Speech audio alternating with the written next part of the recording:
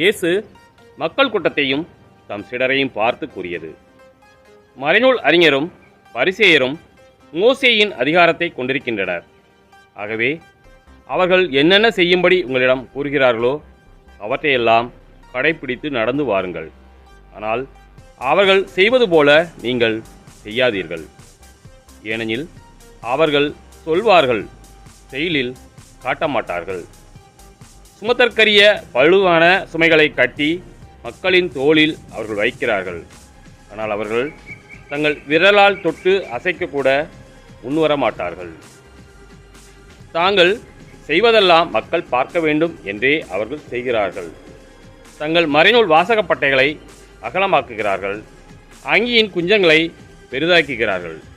விருந்துகளில் முதன்மையான இடங்களையும் தொழுகை கூடங்களில் முதன்மையான இருக்கைகளையும் விரும்புகின்றார்கள்.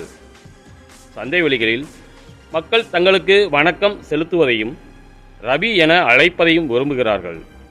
ஆனால் நீங்கள் ரபி என அழைக்கப்பட வேண்டாம். ஏனெனில் உங்களுக்கு போதகர் ஒருவரே. நீங்கள் யாவரும் சகோதர சகோதரிகள். இம்மண்ணுலையில் உள்ள எவரையும் தந்தை என நீங்கள் அழைக்க வேண்டாம். ஏனெனில் உங்கள் தந்தை ஒருவரே.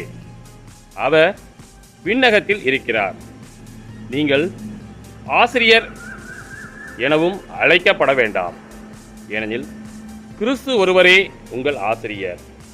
உங்களுள் பெரியவர் உங்களுக்கு தொண்டராக இருக்க வேண்டும். தம்மைத்தாமே உயர்த்துகிறவர் எவரும் தாழ்த்தப் பெறுவர். தம்மைத்தாமே தாழ்த்துகிறவர் எவரும் உயர்த்தப் பெறுவர்.